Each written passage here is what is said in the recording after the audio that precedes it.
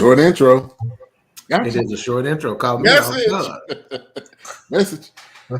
Welcome to the Fourcast, where we review movies, documentaries, films like you've never seen before, and we give you great content. We give you 4 different perspectives, and tonight is the first official show where we are live on our very new platform, Roku TV. BS3 TV is right now live on Roku. All right. Go to Roku right now, your device, nice. Or on your TV, type in BS3. It should pop up. Make sure to check out all of the shows. We're going to be putting out even more content. But I want to thank each and every one of you guys for tuning in, for commenting, for supporting. It doesn't go unnoticed, every last person, and we appreciate it greatly. Most definitely. All right, well, we are back. And tonight we'll be reviewing Black Power, a British story of resistance. We'll kind of go around the room, and we'll go to you, Wilkes. How you doing tonight? Pretty good. How's it going? Can't say the same for you white people, but that's all right. Coming after bad, right sweet. Out of the rip. Okay. Yeah, sorry. Yeah. All right, A-Trap. Kill him. No, I'm good, man. You know, still dealing with this backiotomy, but I'm good.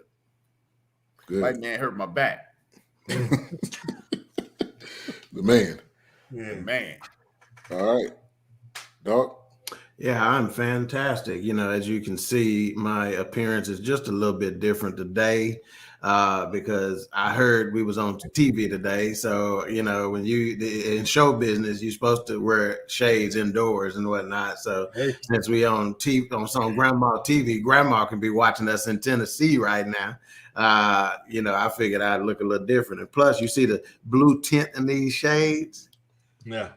You saw them, cowboys. Yeah. You saw them, cowboys. Oh, yeah. You see what time it is. Oh, yeah. Kiss the ring, baby. Throw up the X. Not anymore. But anyway. Yeah, because tonight he'll be ordering from Uber Eats. I think he already ordered. No. Oh, yeah. Let's welcome in the people. Rated Kev, thank you for tuning in. He says, "What's up, fam? Appreciate you." Raiders had a bye week this week, so I know you guys are still on that high. This person says, "What's up?" I'm not sure who it is. Let me find out real quick. I know we got people tuning in. If you're tuned in on the group, the Facebook group, make sure to let us know who you are so that we can see you. That's Nathan. Thank you for tuning in. Somebody else says, "Congrats on the Roku TV." We appreciate that.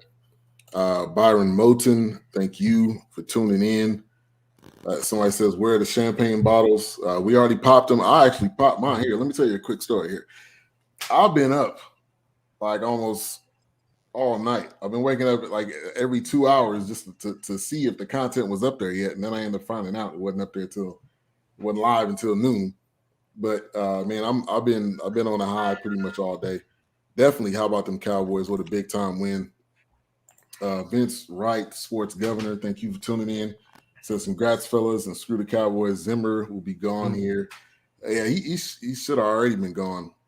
But that to me tells like how bad of a team that is. But also, this Cowboys team is special. No doubt. You can't doubt that. All right. And he says, "Go Duke." I'm a North Carolina fan, so that's the reason why he's saying that. But don't worry about that. We'll be back. Let's see. We got Raider Kev. He says it's first place. Oh, excuse me. Oh, I'm sorry. Sir. All right. Las Vegas Raiders, get some respect on that. Appreciate that, Vince. All right, so we are going to review, like I said, it's called Black Power, a British story of resistance. This is on Amazon Prime. It is free if you're a Prime customer. And this was suggested by A-Trap, so I'm going to kind of kick it to you first. What was your thoughts on introducing this to us and suggesting it? Well, the reason I suggested it, what got me interested is this. One, I'm a night owl, and I'm up all ridiculous times of night, and I'm also in a situation where I'm recovering from a severe back injury. So I had a lot of time on my hands. So I'm always looking at TV, and I'm always on Amazon looking for something to watch. And 1 week, about a week ago, 2 weeks ago, I had insomnia. I'm up watching TV, and then I'm like, Black Power. I'm like, and I'm thinking this is something about America. And it ended up being, I didn't see the subtitle, A British Story, And I started watching it. And then what really took me back was, it was the exact same game plan that they're using now, and they used 55 years ago. It's a sad situation. So I figure we need to introduce our supporters. And if you're part of our community, you really need to take a peek at this, because it lets you know. It's one of the reasons, like tomorrow, and I hate to do a shameless plug, tomorrow I'm interviewing Rated Kev on my show about gun safety, gun control, and everything about firearms. Yeah, that's important, especially now, because Right. you got a lot of people that will run up on you, or right, or you they're gotta be preparing to run up on you. Right, they're preparing for war, and we don't want to be caught slipping. So I'm gonna definitely be tuning into that, and that's not a shameless plug at all. You could plug your stuff anytime. Yeah. So I'm gonna go to Wilkes. Give me your kind of initial thoughts. Yeah, I was, I didn't know much about. I guess it's not really a British uprising, but maybe it is. But I didn't really know much about it. I mean, I've heard some small things like on music documentaries, actually, which, by the way, when I heard the soundtrack and the things in this, a lot of American artists and even the British invasion, there were little small peaks, into why the Western Indies and people were going to London, but also, they didn't touch it, but how they were fighting for equal rights. They were fighting for equal housing. I mean, they didn't touch on it much, but I only really found that out through, like I said, watching a few music documentaries throughout, the course of the year. But it was interesting. It was new for me. I didn't know a lot of these people. I had never really heard these names. I mean, only some of the writers and maybe the activists that they mentioned, but definitely a lot was different to me. A lot was introduced. Yeah, it was definitely a lot that really caught me by surprise, but also I was really surprised, because this is what happens to Black people all over the world. I mean, like we are literally scattered across the world, and that's no lie. Shout out to Kirby Alexander. Thank you for tuning in. Appreciate that. All right, we're gonna kick it to you, Doc. Yeah, for me, it was definitely a blind spot. We are so wrapped up into our own struggles and the history of that, right? And even keeping our finger on the pulse of what's happened there over the past centuries, and of course, obviously, in recent years. And so it's a difficult enough proposition doing that, right?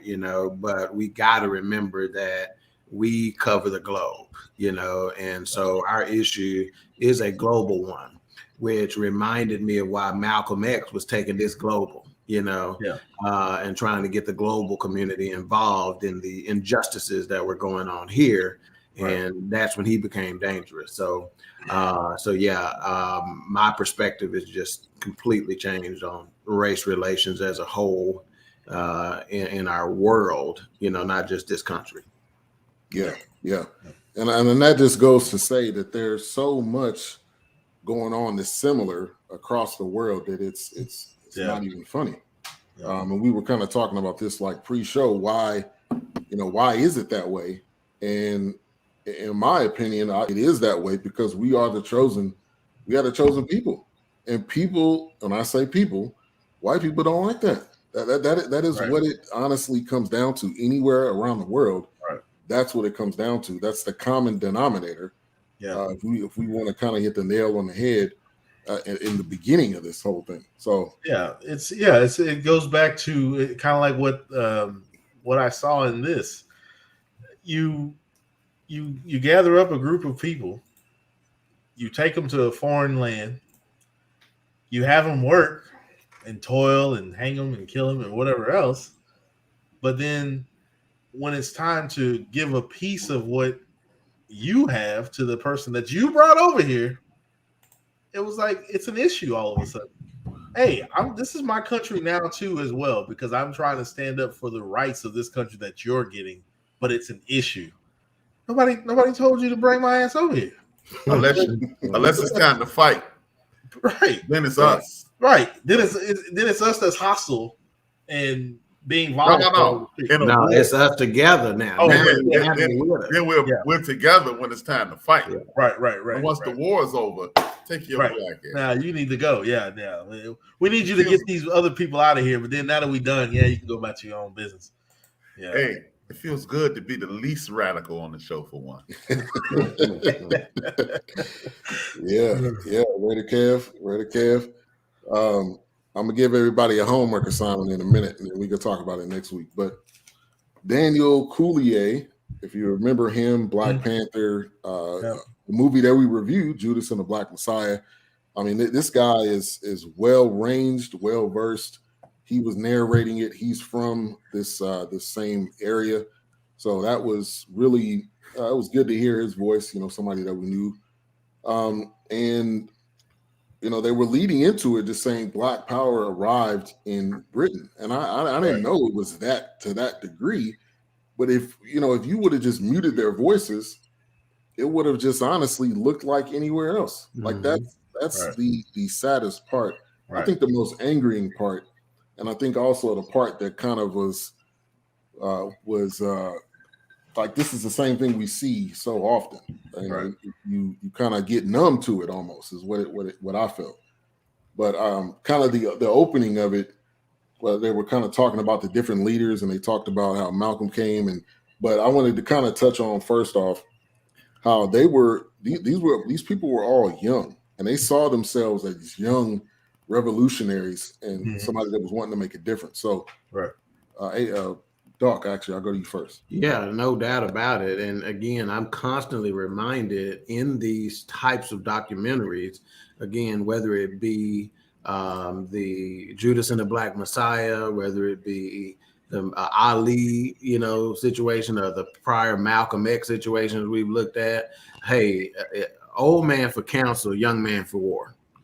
That simple. They got the energy to do it. We should be pouring. If you're not pouring into some young brother or sister with your wisdom and letting them take that with their energy and do what's necessary, what needs to be done in life, no matter what the issue is, whether it be about building your legacy, whether it be about fighting injustices, whether it be, don't matter what it is. Again, old man for counsel, young man for war. Yeah. That's real. Wilkes? Yeah, I just think it was one of those things where, matter of fact, one of the gentlemen that mentioned, the people that are in which we know, we've heard it before, if you don't know what went on behind you or what's going on, you won't know what's going on around you. So, it's one of those things where you have to learn. And like I said a few weeks ago, how is it that these people have never met anybody in the United States, yet we have the same connection? Yeah. We're fighting the same thing. We're talking about police brutality in England and London. We're talking about police brutality in the United States. Like, I don't get it. It's like, when is it broken? When is that lineage of that violence and that racism and that what do you want? I really think Exterminate the Brute really just poured into a lot of things. Like, every time I watch this, I cannot help but think about Exterminate the Brutes. It's just, it has taken over everything, literally. Yeah, Wilkes, you hit on the same thing I picked up early that I thought was super significant. He talked about drawing lessons from the battles we fought and won that our ancestors have fought and won. If you don't know what's up with that, you're missing. Exactly. Yeah. Shout out to John Williams. Thank you for tuning in. Appreciate the comment. Patriot big brother. Nice. Good, man.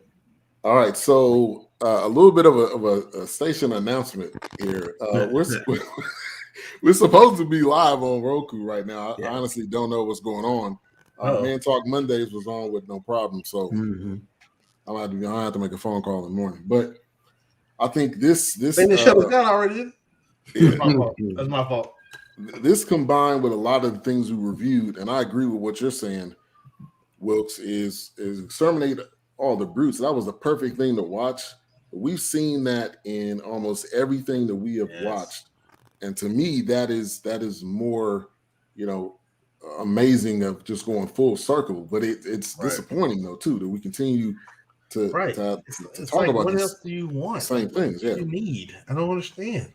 Yeah. Goodness. Yeah. So discrimination against blacks and other races. The kind of the thing that kind of surprised me a little bit is there was people of other races that were being interviewed with this, and also this was the first time that a lot of these people were being interviewed for the first time about this particular topic. And there's a very heavy Asian population in England and London. They don't really expound on it, but the culture there and food, the culture there and music, it's all a melting pot there, just like in the U.S. But yet, like I said, what do you want? I don't understand. What do you need?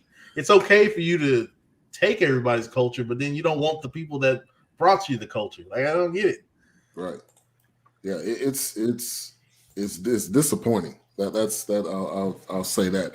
And I think also just seeing the different people involved, because there was a guy, I believe it was from, I don't know where he was from. I don't think they said it, but I think he was from India or somewhere in that. Was that the Roy Swan guy? Yeah. When he was at Speaker Square? Is that the guy that was talking? Right. Exactly. It was kind of somewhere in that area. The sunglasses. Yeah. And it was like I said a minute ago, it was shocking, but it really wasn't shocking because it was something that we've seen so many different times. But a lot of the people that were interviewing, and like I said, haven't been interviewed before. And then they talked about James Baldwin. There was one of the ladies, I believe, that sat down and she seen James Baldwin and like how impactful that was. And it was basically them. It's almost like they didn't really have anybody. So they looked to the U.S. for the James Baldwin and Martin Luther King that came by and Malcolm X that came by. Yeah. So that just goes to show the voices that were in the U.S. and how they were reaching way beyond that. Maybe they didn't even know, that where they were reaching. So that's pretty significant. Yeah. Good. And that Speaker Square, what I was thinking about is like today we're so spread out and, in vehicles and, there's not a lot of street activity, it's like there's not a lot of places that could happen, nowadays. But I just thought that was interesting. It was unique, and I'd love to have been a part of that, being able to hear that kind of thing going on, You know what, dog? I don't think it'll be difficult for that to happen today. What it is in America, I can't speak about in England. In America, we too busy trying to integrate and interweave ourselves into popular culture, so to speak. You know what I mean? Mm-hmm. And if you go out, because think about this, during the Obama regime, you have the Latino community and the LGBTQ community out there doing that exact same thing.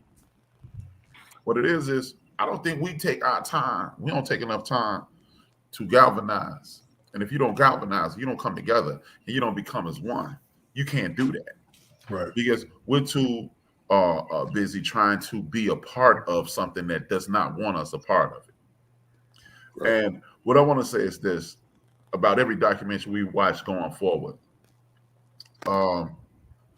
Like Ben, and it's not a strike against Ben. Ben just said what they said in the documentary. What they did is what every documentary does. It has in my opinion, it's stoked in truth, but it has a programming element to it. No matter how, because I bet you it's some things we don't know it, but I bet you it's some things about exterminate the brutes that were left on a rated G or PG level that if they show it the rated R, they know they'd have problems. You know what I mean? Oh, right, yeah. And I know for a fact, our brother, and here's the thing: the whole H-Rap name, I thought he was H-Rap Brown, Stokely Carmichael. Somebody called me Rap Brown. I was talking about some pro-black stuff years and years ago. He said, "Relax, Rap Brown." And I thought it was Stokely Carmichael. He passed away as Kwame Ture. And that's why I just held on to the name, because he's one of my favorite. He is my favorite person in history. He's my favorite person in history that I was allowed to lay eyes on. And then lay eyes on King and X. Yeah. I saw Kwame. Kwame is on the Boogie Down Productions album, Edutainment. He has several appearances on Edutainment. But anyway, the fact that they said Black Power started over there, Stokely created Black Power. That term Black Power. That's why they invited him over there, and that's why they kicked his ass out of the country and say, "You can't come back over here." Right. Because but see, it's things like that. My favorite thing about this entire documentary was something that they didn't even mention. There's been propaganda for at least the last 40 years that the Caribbean people, the Jamaican people, and the African people don't like us. Oh, and you know, it's funny you said that. And they lied. It's funny you said that, because when I watched this, it made me think about, well, what about they always talking about African people don't like black people? Yes. I was like, because when I watched this, it was like, wait a minute, but they're looking up to us, our poets. They're looking up to our speakers. And see, like, what are you talking about? And that's what I mean. See, that's just like with religion and like the Bible or the Holy Quran. People always say his flaws in it, but the word of God is so perfect that the truth comes out even when you don't want it to come out. Right. Yeah. And that's what happened in this thing. The people who control the media and things of that nature, they've been feeding that story. Oh, for years. Other black people don't like y'all over here. Right. And they didn't try to do it. Yeah. But they exposed the lie. Well, even when it was time to wear the formal dress of some of those nations, oh, they don't wear that over there. Why are you wearing that to church? Why are you celebrating that? They don't still dress like that. So it's just one of those situations, man. The truth don't care. You know, I got this dude who I grew up in his neighborhood. He was an old school player, and he used to always say, "The truth don't care who tell it." Right. Yeah. That's real. Exactly. That's real. Yeah, I mean, this was another one of those that was powerful, and the thing that I think most impressed about was all the different organizations that they had. Yeah, like I was just making a running list because there were so many that they had, and so many. And I agree with you. Black Power was from Stokely Carmichael that started that, but they didn't want. And this is the thing with Great Britain and in this documentary is that they didn't want anyone uplifting the black people that were there. Right. They didn't want, and that goes back to, we talked about this guy so many different times. J. Edgar Hoover didn't want anybody, any black person at all to have a voice or to even encourage. Like it was just, that goes back to the hate, man. It's hate. Yeah. It's just pure hate. It is, man. And I mean, see, this is why you understand that we are a genius class. You said the chosen people. We are a genius class. We are artistic class. We are a creative class. Because if we were a warrior class, we would have destroyed this whole thing a long time ago. Right. There's never been a point in the history of this world where we were outnumbered. And there never will be a point in the history of the world we'd be outnumbered. Right. So the people who hate us, it will be in your best interest to make peace as soon as possible. Because at some point, this thing will bubble over. And you're going to lose. Right. Well, like he said, when you lose, we're not going to destroy you. We'll just let you live in peace. And like he was saying toward the end of the documentary, now you've got a younger generation that's not going to stand up, that's not going to take this police brutality. You're not going to keep pushing me around and punching me around. Mm-hmm. He's like, it's going to be a powder keg that's going to blow because these people, they're not going to take that. They're not going to keep letting you drag them around and pull them out of places where they have the right to be. That's not going to work. You're not going to keep doing that. Huh. Yeah. One more thing. Y'all, Dalk touched on it. You and Dalk touched on it, Ben, about how this is a young people thing. Dalk said older people for counsel, younger people for war. People never take the time to do the research that Malcolm X started this. He died before he was 39. He started 10 years earlier. Right. Martin King died at age 36. He started 10 years earlier. It's always been a young people thing. And every time you shun some young person for tattoos, the way they dress, the way they talk, you are defeating your own fight. Because it's this documentary I saw years ago with Stokely Carmichael. He was talking about when he left SNCC, the Martin Luther King led organization, and started registering people to vote, right? He talks about how he met these two people from Mississippi, and they named their kid this African sounding name. And he said, "Hey, that's beautiful. What does that mean?" They was like, "We don't know. We just made it up. It sound African." And the reason I bring that up is because we have an innate ability to continue to reach back over, without even knowing. Like, I can't think of the word. Next time I come on and I broach this topic, there's two things I'm gonna bring up, and then I'm gonna get a flow back to you guys. I see you. That's an African term. It's this word in Africa that translates to "I see you," and it means exactly what we use it as. It like when you dog show up with the new car. "I see you, dog." Wilkes get the new crib. "I see you, Wilkes." Roku TV. "I see you, Ben." Yeah. And it's this other thing. Tico is from Costa Rica. Tico and Tika. Tika means Tika is your little woman friend. Tico is your little man friend. And look, watch this. Most of us haven't been to Costa Rica, right? Right. Black people using it down there, but it translates like this. You know, like your dad or your mom passed away, and the lady starts showing up at your house, and your friends go, "Who's that lady?" "That's my that's my dad's little friend." Or, "Who cutting y'all grass?" "That's my mama's little friend." That's how it works. We ain't been there, but we using these terms that other Black people over here have taken from the continent, and we don't even realize that our ancestors are keep saying, "Hey, wake up. Yeah. Right. This is us." Right. 45, and then I'm done. 45% of the people who were taken from the continent landed in Brazil. Only 4% came here to America. Wow. Only 4%. Wow. Only 4%. Wow. So I hate to hog, but you muted? You on mute? You on mute?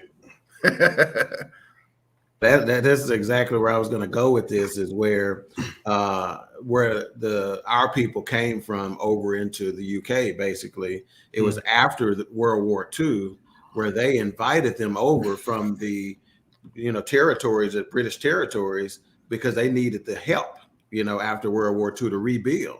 And a lot of these people were in positions like in medicine and things of that nature, but they invited them over. And then you start hearing the same types of conversations you hear today about our Latino brothers and sisters. Is they come to take all our jobs, all the good jobs being taken by them. The same thing was said about us over in the UK after they invited us over because they said they needed the help.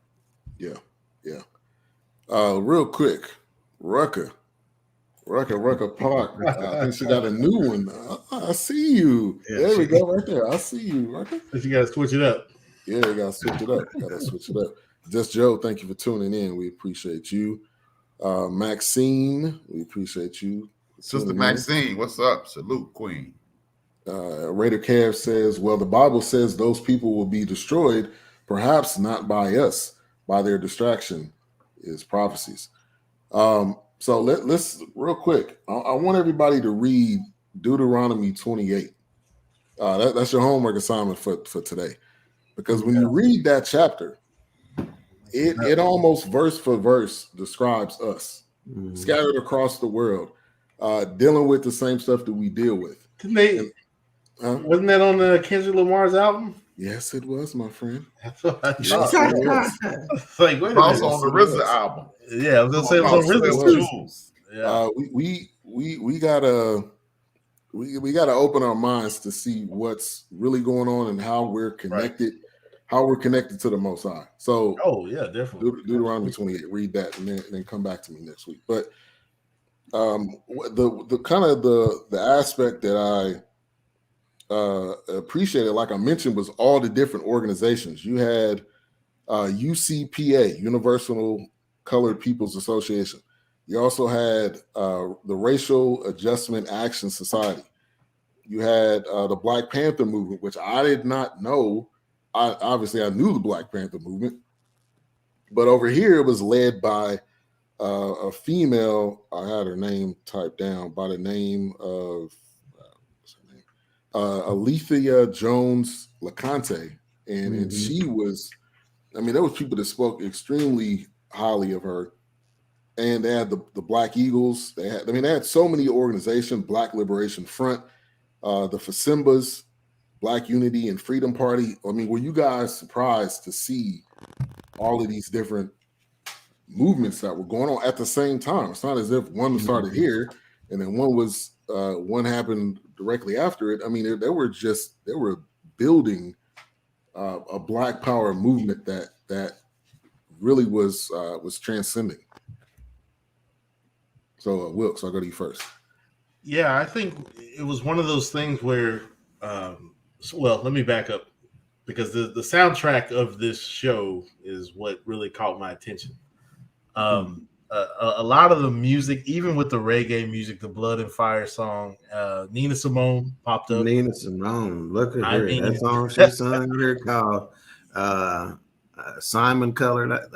Colored or something like that. Yeah, she is. And even with the Young, Gifted, and Black, I mean, these songs, the soundtrack is so powerful that, you could have just done a segment on, I guess, revolutionary movement music. I think it was just one of those things that set the tone. I mean, you had the music driving the young people, you had the music driving the current movement. I just think it was one of those moments where it was really significant. I think it brought the documentary to another height, so to say. But no, I thought it was done well in that segment.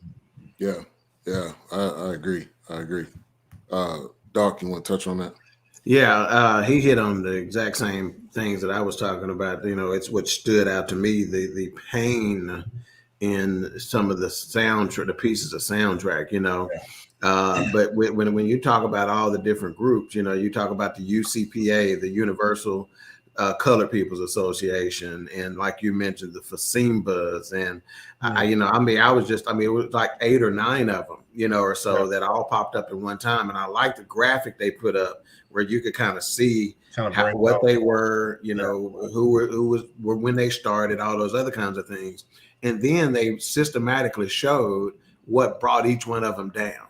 Right. And I think those are some important lessons, on what were the pitfalls of some of those, And if anything, if I were to go back and watch this documentary, that would be the main thing I would be looking for. I would want to refresh myself on what brought these down, as to not make those types of mistakes again. Yeah, I felt like it was mentioned at one point, but they didn't really go into that direction. Like they talked about the fall of it, but then they didn't really stay with it. But it also it took me back to kind of J. Edgar Hoover and and with Malcolm X, just planning these people in these organizations, to bring these organizations down. And then there was a one of the cops. I think they talked about how his tactic was to falsify crimes, and that's the reason. Oh well, this is the reason we arrested this person. It was just one of the things. Like that was his tactic. Like that's all he was. That was his job to do that. Was to frame. What was funny about it, they actually started some laws back then. Which when they first announced this, I was like, wow, it was a law designed. And again, draw the correlation between then and today. Right. This was a law that was designed to protect violence or hatred against Black folks, right? Yes. Now we're asking for that today, right? A lot of people have commented on Sleepy Joe not, he immediately signed into law something protecting the LGBT community, but has not signed into law something protecting our community, right? So that law was actually signed back then. However, the first time it was used for a non-black. It was used for somebody that was white, number one. And number two, it ended up being the very law that they cited to bring down one of the organizations, which I think was the UCPA, the Universal Colored People's Association. So I'm like, you can't make this up. You can't make this up. Where's my script? Right, exactly. It's crazy. You can't. It's just and then they touched on Michael X, which I wanted to touch on this. Yeah, he was, I kind of thought the H-Rap route, because I'm like, did he really do what they said he did? Right. They were saying he was stealing money. They had people kind of backing up the story, but they put a lot of energy in Michael X. Now I don't know if that was necessary or not, man. But I was starting to be like, okay, we get it. The dude's cricket. Let's move on to the other stuff. I want to hear H-Raps on this, but before I do, I need him to know a note that I put. My very last note, I says, I want to go meet the British H-Rap bit. That was my last note. I promise you, my very last note. So, and part of it was because of Stokely Carmichael. Because let me put it like this: you want to talk about a joker that became a Stokely Carmichael fan, brother? Bad, okay. But Michael X, I'm like, I gotta hear H-Rap stuff on it. Yeah. Okay, well, the Michael X thing, Michael X is in essence what they made Huey P. Newton out to be. See, Huey P. Newton was shot in full disclosure. This is H-Rap B right here, Brian Williams, Sr. Not my son. These views are not the views of BS3 Network. I'm saying the BS3 Network. But I am a conspiracy theorist. I don't have an issue with being one either. But when you look at Michael X, I don't know. I can't tell you who Michael X was. But his path is the exact same path as Huey P. Newton. Huey P. Newton veered off to the left for a little bit in the mid-'70s. In 1983, I believe the police killed him, and they said it was a drug deal going down. They framed Michael X with the same thing. I don't think Michael X was a con man. He's as we say on the west side of Chicago, he was a finesser. Yeah. Finessers don't kill. Right. People who finesse people don't murder people. And if you are a finesser, you're smart enough not to bury them on your compound. Right. That don't make no sense. That don't make any sense. See, these are the things that are designed so you can throw a little sand in everybody's face and say, see, this is the problem. Right. They do it all the time. They do it every single solitary time. That's why a lot of black people don't like our elder, the Reverend Jesse Jackson. He was there. He was in on Martin Luther King's death. But 1977, the United States government paid the King family an undisclosed amount for a wrongful death lawsuit. The same suit that OJ's supposed to pay. The United States federal government is in for that with the King family. I already paid it out. Wow. Yeah. See, you didn't even know that. See, you got the U.S. organization, the US organization, the Revolutionary Actionary Movement, the Liberation Army. These things were over here. See, we only know about the Black Panther Party Self-Defense and the Student Nonviolent Committee, Coalition Committee. Those are only two that you know about, but there's literally dozens. Do yourself a favor, just right now. Google Black Power organizations.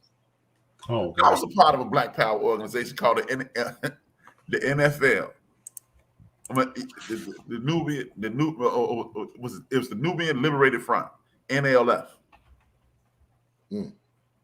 And that was led by this dude by Dr. Malachi York.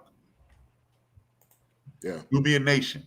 It's most popularly known as the Nubian Nation. So these are the things that he's in jail right now for trafficking women, little girls, actually. He's in jail for the same thing R. Kelly finna go to jail. But Dr. York, as far as I know, he wasn't that dude, But it's just,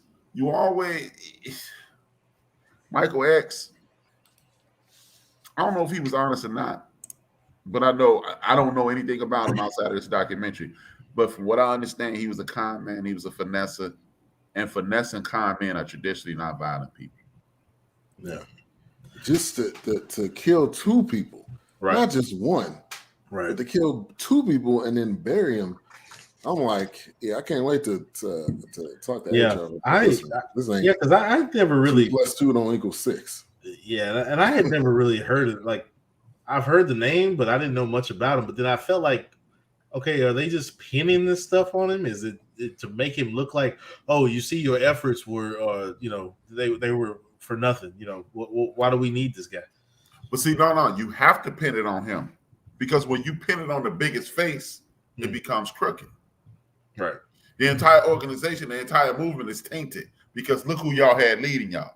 Well, they did say he was de facto leader, so I mean, why not? Yeah. You have to destroy the head, because people don't pay attention to the reality of the situation. Right. He ain't my favorite person, but Winston Churchill, a lie gets around the world before the truth gets out the bed to put on his pants. Right. It's easy to destroy something like this, because we've been lied to so long, and lied to so frequently, lied to about every possible thing. That's why people always say we don't trust each other, but we do, because Wilkes and Ben, they don't have to worry about it. But I bet you ain't nobody white cutting dark hair. Ron Coleman cutting my hair. Where y'all going to get y'all fried chicken from? Where y'all going to get y'all chicken wings from? Right. Yeah. Where you going to get when you really, like, if something bad happened in your community, you go to the barber shop. You ain't going to no Rick's. Starbucks. It's just certain things about our community. Right. You go into it. I bet you each one of us can go to a garage and get some information that we need to know. Mm-hmm. So see, we're consistently pitted against each other, and they get Malcolm X, and they get Dr. King. Like you always hear, like, I've never heard lying ass Richard Nixon, but I heard used to be pimp Malcolm X. Right. Yeah. I've never heard the dude who did away with vocation, right, and after school programs, Ronald Reagan. But and put dope in the streets in America, Ronald Reagan. But I heard Dr. King might have had a side chicks. Mm-hmm. I never heard cross-dressing ass J. Edgar Hoover. Right. But I heard Huey P. Newton was this. I heard Jesse Jackson was that. I heard the most honorable Elijah Muhammad was this. Marcus Garvey still, they know they lied. The United States of America know they lied on the Marcus Messiah Garvey. Yeah. His son is fighting to this day to get his name. To this day. Right. Yeah. So it's easier to just put this lie up here, convict him, destroy his name, and then anytime somebody say his name, you go, what about this? Yeah. Like when and I'm done after this, the most honorable Elijah Muhammad sat down with Malcolm X's oldest daughter. He introduces the story and starts saying, an admitted pimp, a convicted felon, Malcolm X. Right. Really? Yeah. Well, it's like with Malcolm with Michael X. They immediately went, but his history caught up with him. It's like it's just to say, well, this is the rise, this is the fall. He didn't really contribute to anything. Let's move on to the next one. Contribute something because you're talking about it. Right. Exactly. And that's why I said we got to start looking at, even though we're looking at these documentaries and critiquing them, and we put some faith in what they're saying, we must also understand the people who bankrolling this ain't telling the whole truth. Yeah, that's true. If they tell the whole truth, you can trace the money back to their asses too. Yeah, that's true. And that's like the when Kobe, and it was like, and people going back to stuff that happened 10 years ago. That's like cancel culture, like kind of what the Elevate podcast talked about. We talk about plugs. Shout out to Dave Chappelle. Yeah, but I mean, it's just like stuff that happened so long ago. He died in a horrible situation, and the first thing you say is, "Remember what happened in Colorado?" Yeah, we do remember. Right. That's old. That's old, and that what disrespect that does. Well, that's, to his family. What I had to learn from stuff like that, even though it does. I guess it used to bug me, but it will catch me slipping if I don't go back to the thought of that person isn't as clean as they think they are as well either. Mm-hmm. Because I guarantee you, if you pull the sheet back, get the magnifying glass out, they got something too, but they can sit behind the computer and say what they want to say behind the keyboard. But trust me, they got something they passed, they got something they did a few months ago, a few years ago, a few minutes ago. So it's just that's why when you say he that is without sin, let him cast the first stone. That's why everybody dropped their shit. Right. Like, they dropped it and walked away. Right. Hey, to back up what Wilkes just said, the lady that's transgender, the black lady, man, that's transgender. Got you. Move on. Got you. Move on. Yeah. He's leading the charge against Dave Chappelle. Yeah. Cancel culture pulled up his homophobic slur and homophobic tweets last week. Oh, I paid for that already. No. It don't work like that. Wow. Exactly. If you're gonna dig up my dirt, right? Everybody dirt. Exactly. Hey, shut up. This ain't got nothing to do with this man. Right. But that's why I love Barry Bonds, because I remember they pulled after he hit that home run, broke that home run record. It was his press conference, and he sat there at that podium and said, "Until everybody ready to push all their stuff in the back of the closet out to the floor, we have a whole conversation. I ain't talking about it." Thank you. Right. It's like we can talk about your dirt, but we can't talk about my dirt. No. We don't want to talk about it. Yeah. We don't only deal with that. Yes. And then, and a side note, just because you buff, that don't mean your hand-eye coordination is on point. Like, steroids don't help you with hand-eye coordination. Anybody that ever played baseball, there's small guys. Jose Altuve is a prime example. That dude is shorter than all of us, and he hitting home runs like Barry Bonds. That has nothing to do with how big you are. So I mean, that you can go with that with all the other players as well, but it's bad speed. And I mean, like that. So that's a whole nother. But one of the guys that I wanted to touch on that was interviewed quite often. He actually passed away. But Darcus Howe, that guy was brilliant. I was like, where has this guy been all my life? Right. I mean, he had all of that. He had Martin Luther King. Just from watching this, I did a little bit of looking him up and researching, but he had Martin Luther King. He had Malcolm X. When they went into court with the nine. What was that? Ate him. Mangrove. The Mangrove. Ate him up. Yeah, man. That was somebody that I definitely wanted to talk about tonight, because I mean he was speaking. He was speaking what the people needed to hear. That also, and he was talking to the police, saying like, "Hey, this is something we need to do." And they seemed to listen. There was some instances they didn't listen and ended up blowing up in everybody's face. But I wanted to kind of touch on him, Doc. Yeah, man. I'm glad you went to me first, because one of the things that they talked about this brother, man, when he was in court, they said not only did he represent himself, right? And they say, there's a saying out there that says a man that has himself as an attorney or has himself as a client is a fool or whatever. But this cat was quoting Shakespeare to make points in this doggone trial, to where I'm sure their mouth was wide open. Right. But that's what I enjoyed most about it is how he did what he did. Represented them and got an acquittal. So that was super strong to me. Yeah, I felt like that was that's an A1 guy right there. Yeah. Knowing the situation that they were in, right? And he was the guy. That was him that said we get an all black jury. That's right. That's what they had on the Pacific. My mind was like, wow, yeah. Like I've never seen that before. So A-Trap, go to you. I mean, this dude is again, you can draw a parallel, but in this instance, you got to draw a parallel to a woman. Asada Shakur did the same thing, 1972. Nice. See, people don't see. Earlier in the conversation, we mentioned how they stopped this and they stopped that. White people who are anti-black, bigots, racists, separatists, and all those things, all the isms y'all got out there. Right. If y'all keep playing, these black women gonna take over.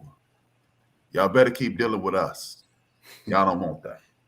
All you have to do trust me. is look at 1972 Man. When all those brothers went to jail from the Black Panther Party, and them sisters like Asada and Afeni, and they started blowing shit up. Right. Message. Did they have a movie about saying? like there was He a movie. playing. These sisters gonna step up, and Right. there's gonna be hell to pay the captain. Yeah, They hell to pay the captain. I'm just saying, y'all want to deal with the brothers. Yeah, that is the ultimate. Yeah. We can say shit about them, but y'all can't. Right. Yeah. Right. I don't want that smoke. Yeah. I'm just saying. It's not gonna go how you think it's gonna go. Right. Thank you for tuning in, T. Appreciate that. TE513. Thank you for tuning in. But yeah, man, that and my wife says this all the time. Like you Black women just continue to get pushed down the totem pole eventually. Like that same thing that happened in this documentary. Every single time we watch anything like this, right? We're like, oh, they became violent. Okay, if you keep getting pushed, eventually you're gonna do something. You're not just gonna keep getting pushed around. Is it really violence? Because like he said, you need fire to fight fire. Right. He's like, you're not gonna keep pushing me in the mouth because I'm just gonna push back, and you're not gonna like how I'm coming back. Because when I come back, I'm coming back to end it. That's it. There's no back and forth after that. Done. Hey, white people, one more warning. Queen of Zinga. That's what you want to look up. Portuguese ran their ass in Africa. And Queen of Zinga did not die. I'm telling you, she lived to be like 70 years old when people was dying when they was 40. I'm just saying, you don't want that smoke. Keep playing though. Keep playing. I would say another thing, and Wilkes, I don't know if you wanted to touch on that. Oh no, well, just real quick. No, I thought I have only known of him so much, but not a lot. But now I'm curious to see if there's any more videos out there on him I can watch on YouTube or anything. But yeah, he made the comment that I made earlier. He was saying that the young people now are taking over and becoming conscious of this movement. You're not going to keep pushing these young people around, and this police brutality. How you're trying to take this festival that they were having. It's just that he was on point with what he was saying. I mean, he was speaking truth. He was speaking truth to power, and that's just what it was. I mean, you couldn't fault him for that. No, I'd like to watch some more on him if there's some YouTube videos or any clips out there or something. Yeah. I would definitely like to get more information. This is by T. I tell you what Black women are saying. They're saying, let's stop showing up for the rescue. Let them fight for themselves. What's your thoughts on that comment? No. Stop fighting in the streets for them. So I mean, Darcus, that was kind of one of the most impactful people in this really entire. Yeah, I feel like they zoomed in. Right. Zoomed in and focused on him. Yeah, that's what I was going to say. I felt like it kind of leaned toward him a little bit there in the documentary. And then I'll say this, I think Wilkes, you mentioned this earlier. Issues with housing, education, and legal services. Yes. What does that sound like? That sound like the same stuff? That sound like the same, the exact same exact stuff. Right. Like I said earlier, I didn't ask you to go build ships with your daddy and drag people off continents and drop them around the world, but then when it's time to house them and give them what they're due and owed, it's an issue. What? I don't get it. Mind blown. It's like whatever. Yeah. Now, and I do appreciate how they added in the Olympics of 1968. Also, the reggae music. We didn't touch on music. Reggae music takes on a whole different perspective. Don't even get me started. How I feel about white people and reggae music. Don't even get me started. Turn this shit off. Stop. Please, do not even get me started.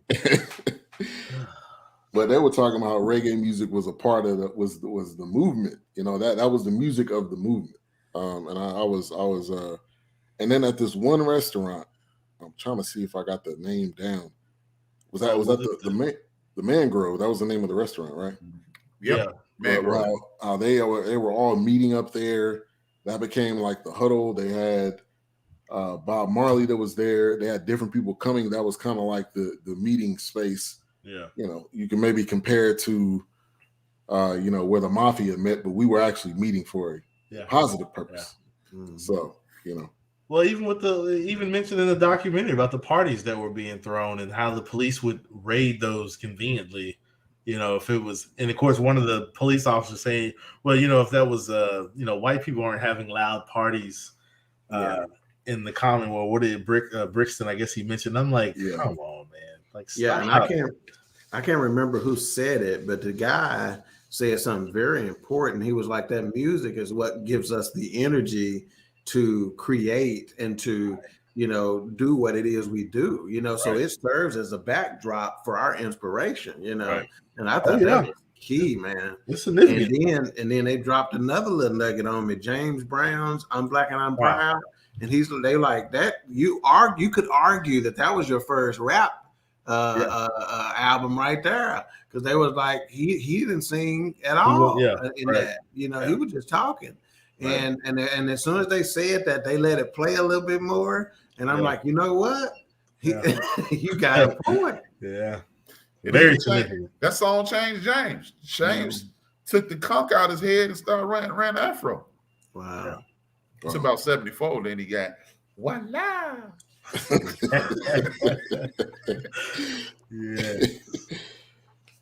Now, and another interesting part, we talked about Michael X, but we didn't touch on John Lennon and Yoko Ono, how they were his biggest supporters. And that, I don't really know a lot about them. Yeah, so I believe they do a concert, and that's what they did. They cut their hair, and they sold the hair, and all the money they got from that they donated to the cause. Yeah. Well, go ahead. Lennon and Yoko Ono are the black sheep of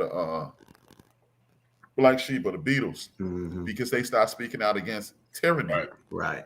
Paul McCartney was still making "I Love You" music and fun music, and George stopped making music at all, and Ringo did the Ringo thing. I don't want to kick any dirt on his name, but we know what Ringo did. So Paul, John and Yoko, they became hippies, and most hippies fought for rights. Right. That's right. They started fighting for the liberation of underserved people. So that's why you don't hear a lot about John Lennon. Right. That's why. If you get to stand up for underserved people, you start uplifting people, and it's a problem. And that's what gets me in a Christian nation. And this is a pregnant pause intentionally. In a Christian nation, how in the hell can you sit back and watch the mistreatment of anyone? Right. Let alone a people. That's why the police officer during that when they talked about the 1968 Olympics, and they were talking about that, the Black Liberation Front and the Black Unity and Freedom Party and all that, and when they beat these guys, they had that police officer who was there. He was new on the force, et cetera, et cetera. Right. And his telling of beating a black man was so powerful, man. That may be one of the best pieces of that entire documentary, is to sit here and hear him recount. And he's like, I didn't get into be a police officer for this, but he admitted, he's like, but I didn't know what to do. And you can tell he still struggles to this day with, I didn't speak up. Right. I didn't know how, I didn't know what would have happened to me, et cetera, et cetera. But he was like, that's not what I'm here for. Right. And you wonder how many officers have the same situation to this day. Right. And then you said you on the other side of that, how are you just okay with that? You turn a blind eye to the brutality that your so-called I guess fellow brothers and whatever. It's like, how's it okay? How are you okay with that? Yeah, it's easier to conform. Yeah. And that kind of goes to the term evangelical. We hear that a lot. And that has nothing tied to the Most High. That's a whole nother different lane. Right. So that's part of the reason why you just stand around and you just watch stuff happen and you're like, oh, I feel sorry for them. Mm-hmm. But you're not really, you don't really care. You just, and I think one of us mentioned this. You just want to get the vote. When it's time to get the vote, oh, you there? Just like the guy they talked about in this documentary. I think he was a cop, and he was coming in the neighborhood. They want to take pictures with black kids, hand out lollipops. Right. And then when they get in the car, they act completely different. But then when they're on their way home, they act completely different. Man, it is insane how the exact same game plan is being used. Because remember last year, there one cop who was out there electric sliding with the kids, and then they showed him 2 months later beating the hell out of a kid. Right. Yeah. Same game plan, man. Right. Yeah. I ain't Same falling game. for that. Oh, cops playing basketball with 3 black guys. Same cop And popping you. right. Say, and okay, great. Feel good story. Next. Right. Exactly. Exactly. And one thing I put down, which I mentioned, it doesn't matter where we are. Black people battle the same thing. We battle this because we are the chosen ones, and the whites are afraid. They're and A-Trap, like you said, we were never a minority. That is the biggest lie ever. Right. We were never the minority, and we will never be the minority. They just sold it. They sold it so great.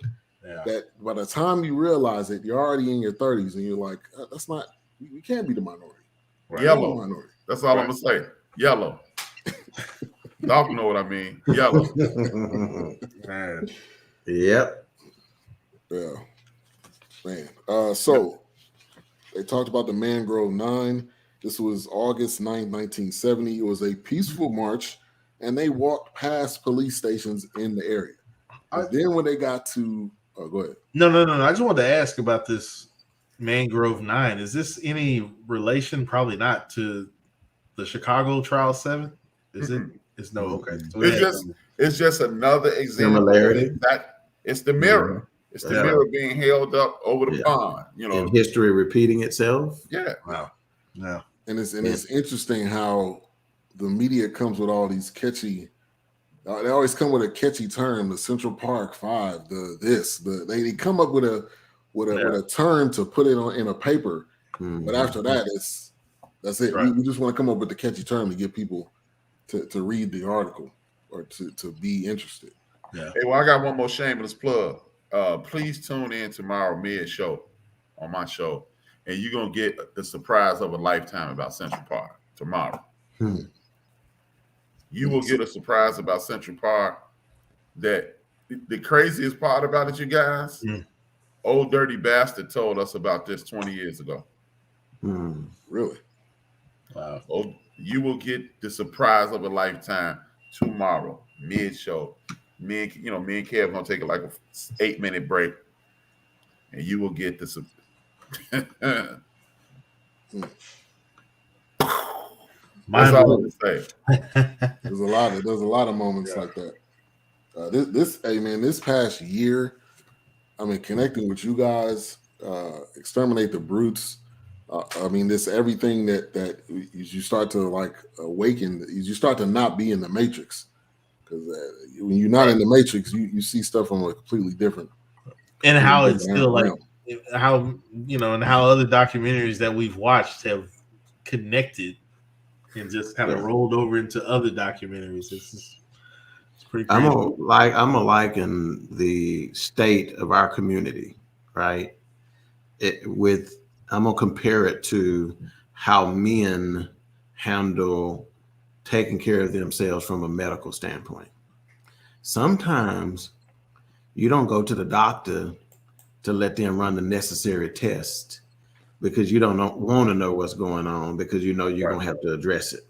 Right. Sometimes you bury your head in the sand because you don't want to know what's going on, because you know there's no way I can find out exactly what's going on and sit by idly and allow it. Right. So some folks, they don't want to know. I got a little bump right here, but I don't want to get no biopsy on it because I might have to treat that sucker. Yeah. If I start looking too hard at what some of the Stokely Carmichaels of the world and Farouk Dondis of the world was on, it may wake up something in me and I can't turn it off. And subconsciously, let me stay asleep. Yeah. That's real. And Amos Wilson, that's somebody everybody in the world needs to look into. That's the cookie guy, right? Famous Amos. I figured it had been too long since I told my last joke. So Wow.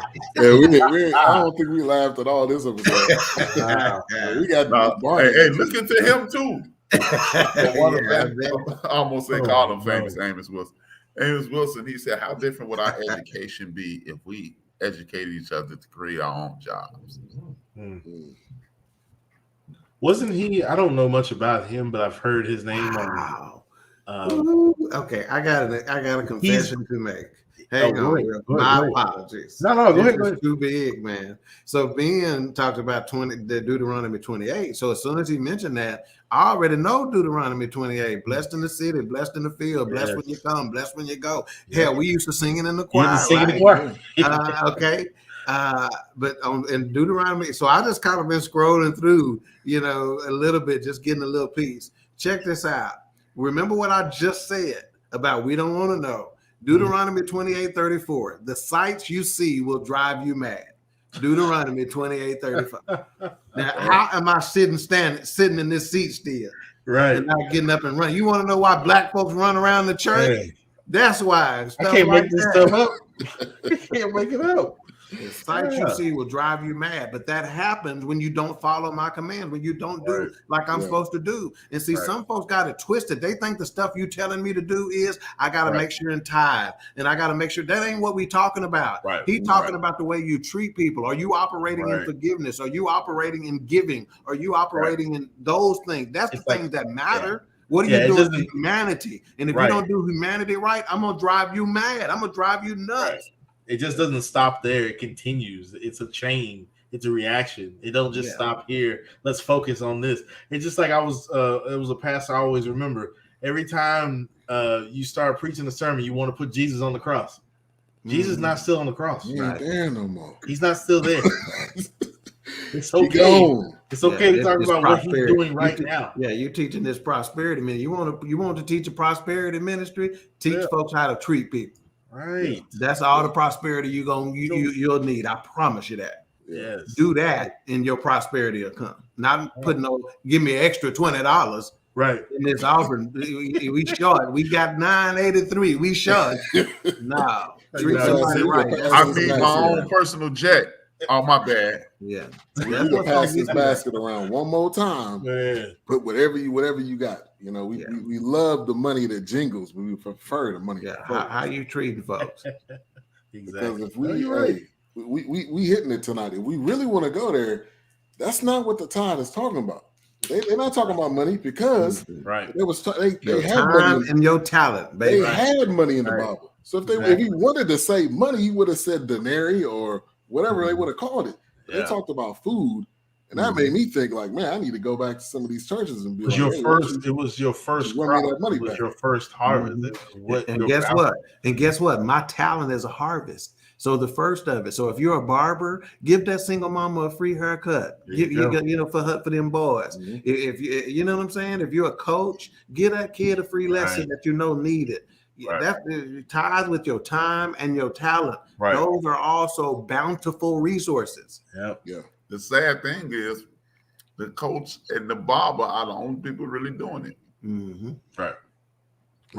There was a moment, driving to work. You always see people there, asking for change. And, people to go differently, like, well, if they really needed it, they would have got a job. People go through all this kind of stuff. Right. You just think about the amount of times that you gave a tithe in a church when there's somebody that's standing outside of the church, may not even be in there, that needs that money, if we want to be straight up real, needs that money a whole lot more than some pastor needing a jet or a car or whatever it is. Right. So like we gotta really change our mindset on who we really trying to help. Oh yeah, definitely. I mean, because when I was growing up in the church, and it was one of those things where you had to be mindful of churches beating people over the head about tithes, trying to make people feel guilty about tithing. Yeah. I was just like, that's not how the word of God isn't here to dismonster you.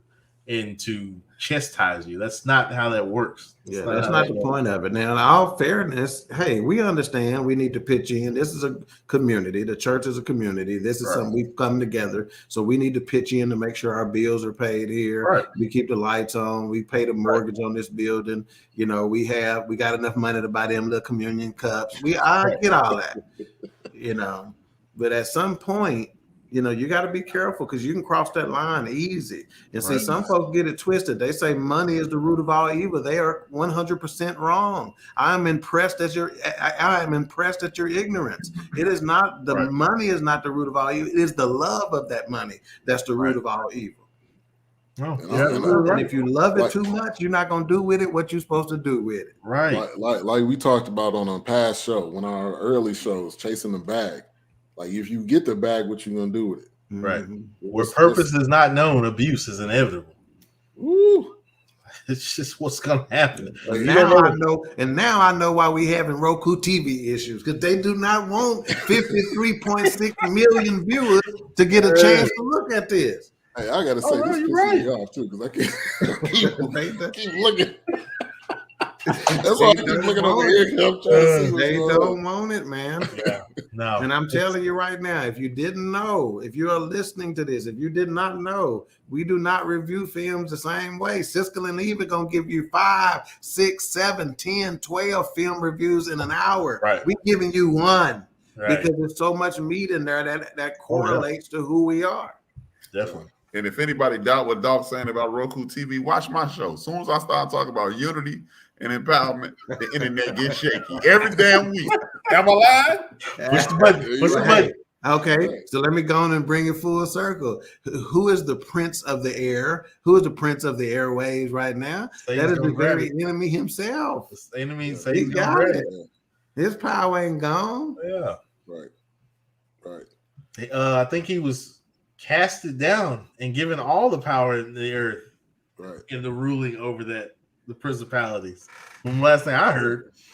That's real. Yeah. All right. So the Mangrove 9, I think that's the last part we Hang on, let me give a just in case there's some people watching who didn't get this. Let's go ahead and we on TV now, so we got to do things different. We got to get a breaking news sounder too. So we got an Amber Alert here in Glen Heights, Texas. Okay, and it's a young black female, 14 years old. Her name is Stevie. She was last seen wearing a gray jacket, blue jeans, and Air Force Ones. The suspect is another black female, an older black female, who is the non-custodial parent, has abducted Johnson at a school bus stop. So it's a custody situation. So y'all, those can turn ugly really quick because it's really emotional. So we looking for a GMC Terrain, black 2017 GMC Terrain. Yeah. It'll be breaking down. Those trucks suck. What'd you say, man? It'll be breaking down soon. Those trucks suck. Wow. You ain't getting away with that. In that, you better get you something else. Wow. Horrible. Good luck. That and that Blazer was just like Compass. Some of the Jeep Compass. Jeep Compass. Yeah. Don't get away in that. You're going to jail. Just drive to the county jail. Like, y'all looking for me. Just drive yourself there. All right. So talked about the Mangrove 9. They also talked about the Oval 4, which we talked, as I mentioned this, coming up with them taglines. Now the Oval 4, though, they all end up going to jail, right? I don't think any of them were not guilty. None of them walked. After 47 years, the case was finally squashed. That's what he was saying at the end. After 47 years. But, you know, the reason why you got to keep coming up with these names, the Mangrove 9, the Oval 4, all these is because there's so many cases, you got to be able to keep up with them. Right. That's true. You got to be able to differentiate the ones. Yeah. Chicago 21. Chicago 7. Yeah, they got it. So which time did y'all? I was about to cuss, but we BS3. Which time we talking about that we got screwed? Right. Ooh. Yeah. I'm sorry, I've been cussing on it. We can't cuss on it. Oh yeah, hell yeah. Oh, right. We checked that. Hey, being to tell you, and when we first met with the Roku people, that was my first question. Well, hey, they tell me something. No, We can curse. No. Yeah, We can curse. yeah, Not getting on. yeah. And then going full circle, like what we talked about. Then they had the Spaghetti House Siege. Yeah. I mean, again, another name. Right. But that goes back to you get to a point where you can't take anymore. And Darcus brought this up when he said, I wanted to scream. I needed to yell. I needed to get out that frustration.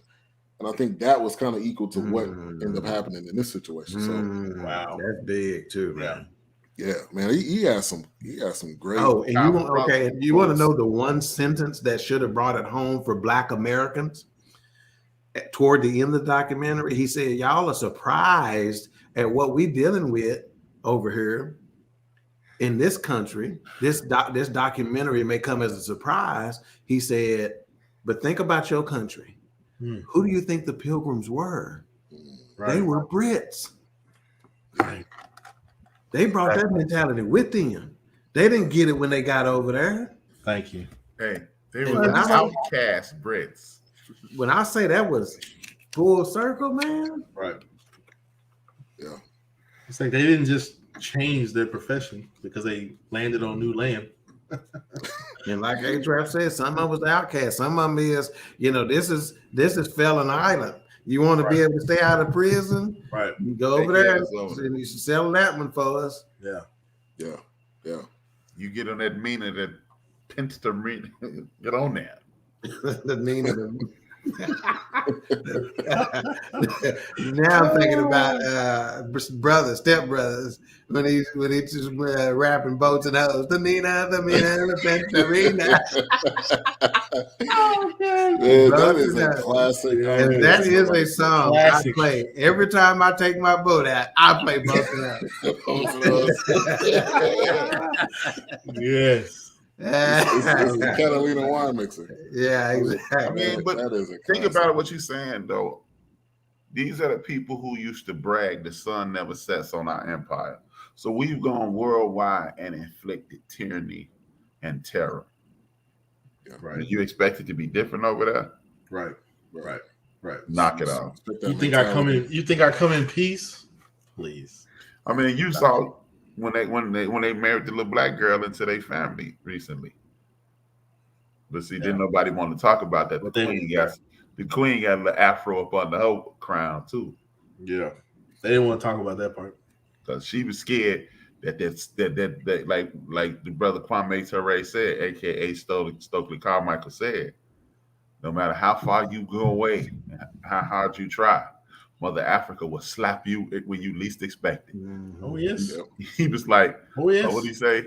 Yeah, all you sisters out here getting the perm. 4 weeks later, you find out it's a temporary. So you're getting the permanent.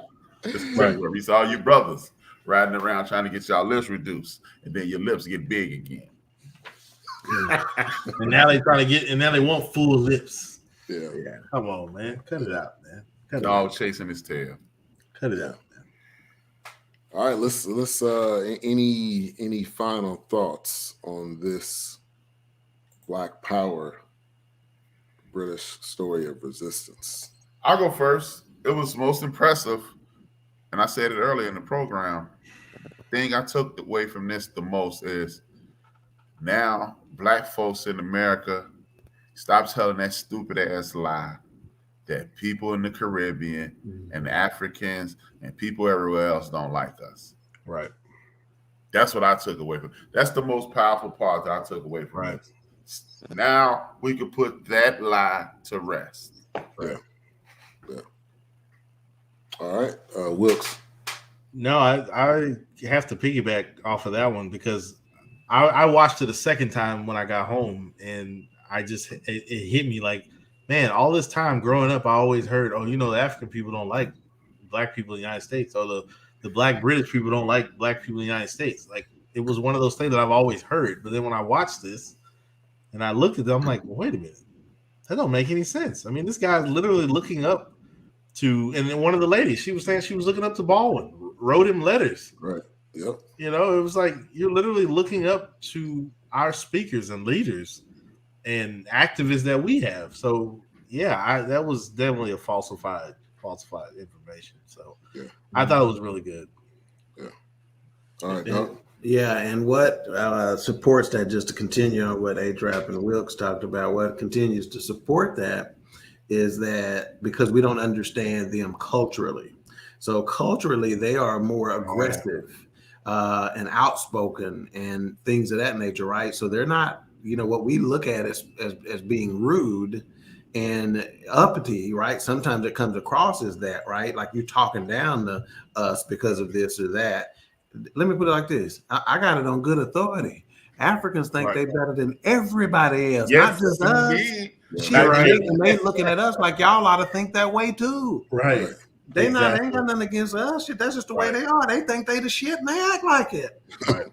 It's one of those. Let me explain something. It's a reason why I know you either love me or you hate me. It's very few people you can go ask about me and they be like, oh, he all right, dude. They either gonna say, man, I love that dude. Or they gonna be like, not really my cup of tea. It ain't no in between with me. You either love me or hate me. And those that hate me are probably because I got some African in me based on how I act. And I don't act that way because of what I got. I act that way because not of who I am. I act that way because of whose I am. Right. If I'm the father of a king, what am I supposed to do? Right. Act like a peasant? Oh, in my father's house, there are many mansions. Yes. The Grace Experience. Thank you for tuning in. She said, wow, life happens Wednesday nights at 7 Central. And for the final 8 minutes of the show, it looks like we back above. I might be driving to Abilene tomorrow to talk to these guys. But anyway, I think the biggest impact for me is just to see Black people somewhere else in Britain, particularly. I just never seen or heard of it, and they just like broke it all the way down. I think Darcus, like his quotes, the things that he said, he was to me the most impactful person out of all of this. I was just kind of on the edge of my seat waiting to hear him say something else or hear him give a speech or so. Yeah. The one thing got to be pointed out, the one Black lady that was in there, she was involved a lot. She was super powerful, right? Real light-skinned Black lady. And she says, I'm 70 years old. I was born in Britain. Right. And I still get constantly asked, where are you from? Where are you from? Yeah. Something is wrong with this country. She goes, if you don't need to know anything else, dissect that. Right. And you'll figure out this is something amiss. Yeah. Like, what do you mean? All right, let's get to the ratings, folks. 1 to 5 mics, obviously. 1 being the worst, 5 being the best. We're gonna go to A-Trap first. Not 2, not 3. This annoys me. This annoys me. Like we in the. This annoys me. 4.5, man. Like we in the crowd. Yeah. It makes some noise. You know what? I'm gonna go 4.8. Yeah. Wow. 4.8. Okay. 4.8. Okay. Wilkes. I was probably gonna. I'm gonna do probably 4 Black Fist Power Fists. Yeah, that's what I'm doing. Black Power Fist. So I'm gonna give it 4. I'm gonna give it 4.5. So a half fist. Wow. That sign language for. And they're ready to cut you. Oh, did I offend the sign language people out there? I'm sorry. Wow. He said the sign language people. He didn't say the hearing impaired. He didn't even say the outdated term. He said the sign language people. Ain't no PC on the Fourcast. Oh my God. We keep it funky. I didn't call them the finger people. I love it. All right, I'll go. I'm gonna go with a 4. I think it was good, But for me, it started to when they started getting on that Michael X kick. They spent to me they spent way too much time. You just needed one person to say he was dirty, and that was it. We could have just moved on, and you could have. There was so many other things you could have. I think you could have touched on, and I think also for me it was kind of tough to see this because we've seen a lot of this. Obviously, in a lot of stuff we've reviewed. So it was kind of pissing me off at the same time. But see, let me say this. There's an old saying: "Don't ever let your money get mad." And where you take the emotions out of it. And for me, it is the reasons why I'm giving it a 5. 5 mics, and I'm telling you why. Because it's the information. I'm giving them credit for even the thought of putting this together for the world to see. I'm giving them credit for that. And that credit makes up for any shortcomings the film as a film has, right? Which is why I'm giving it 5. And in addition, you talk about the Michael X situation and you should have just left it alone and stuff. See, sometimes you want to talk about community issues. Sometimes we have a difficult time of looking at our own shit and seeing that it actually stinks. Okay, and let me put it like this. That's the love of H-Rap show for me. So sometimes we get on there and this is not kumbaya effing yah. Right? This is actually a hard look at who we are and why. And sometimes we are to blame. Oh, yeah, because simple as that. It's definitely one of those moments where everybody's not for you. Everybody's not for your best interest. In that moment, it reminded me of how people were telling even Martin Luther King, like, "Hey, man, don't disturb. Don't do that.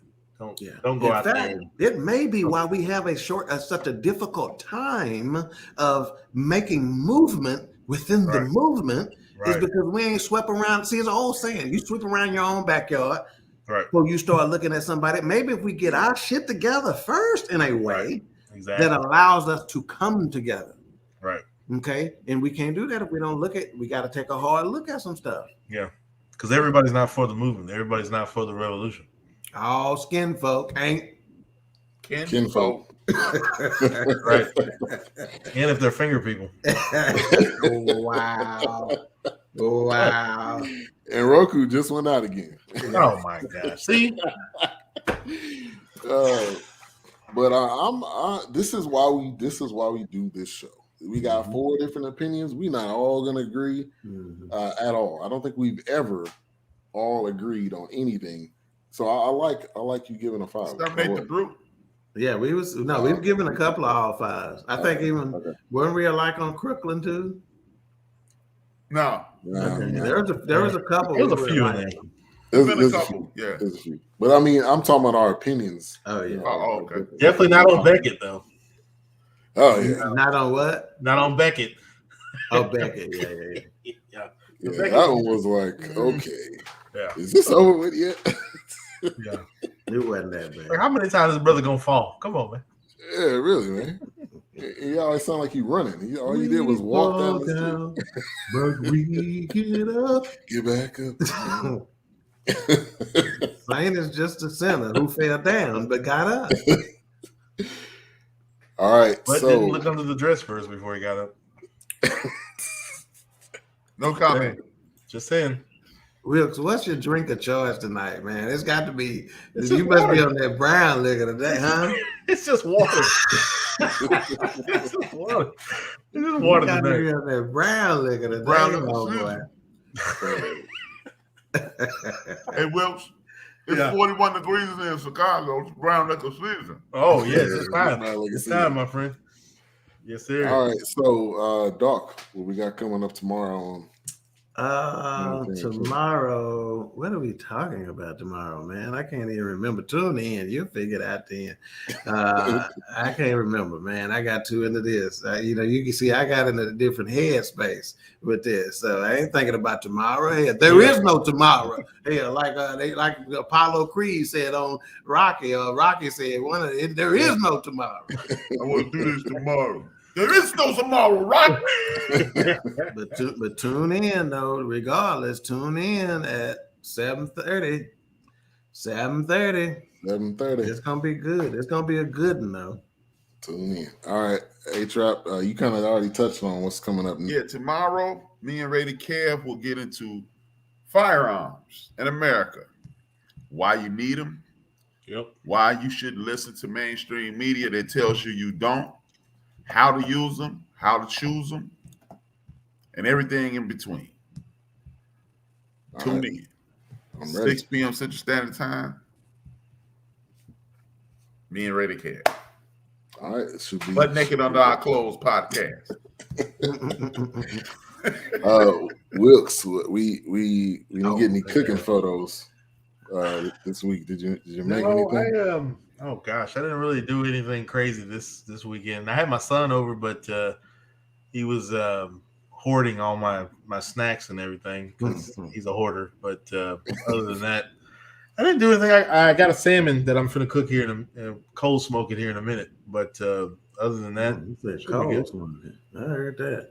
And I did. One of the queens texted me upset that I didn't know our topic. So it is double standards. We will talk about double standards. Those double standards for men and those double standards for women. Even when we were discussing that warning goes out again. Block H-Rap now. Double standards. Don't be fun. All right. Well, thank you everybody for tuning in. Those of you that tuned in on Roku, spotty, but we'll get that figured out. This is the first day. Thank you everyone tuning in on all the platforms. We're live on Facebook, Twitch, Twitter, and YouTube. So thank you for all the support. We will continue to grow. Yeah, please do us a favor. Go download that channel. Yes. Add that. If you got a Roku TV or a Roku device, please go do your search. Add that channel. And you're on Roku, dog. Does Roku have an app? Can I put it on my TV? It's smart TV. I don't know if it has an app. Does it have to be a Roku TV? Yeah, it would have to be either a Roku TV or a Roku device. I don't think the device. I'm about to get the device. Yeah. And your devices are inexpensive. You get devices for $30. Yeah. I've been on all day. Yeah. I buy whiskey that's expensive than that. So. Yeah, we know. We know. All right, we gonna kick it to you to close it out like we always Thank you for tuning in as usual. It's greatly appreciated. We'll be back next Monday, butt naked under our clothes again. Yep. And as usual, salute to Reggie O'Shea, aka Combat Jack, and Craig Smith. And I want you guys to dream your dreams and man up and woman up and live your dreams, because life without dreams flows in black and white. Life with dreams flows in technicolor and surround sound. And as I say every week, if I owe you something, I ain't got it. And if you need it, get it from God. Amen. Peace.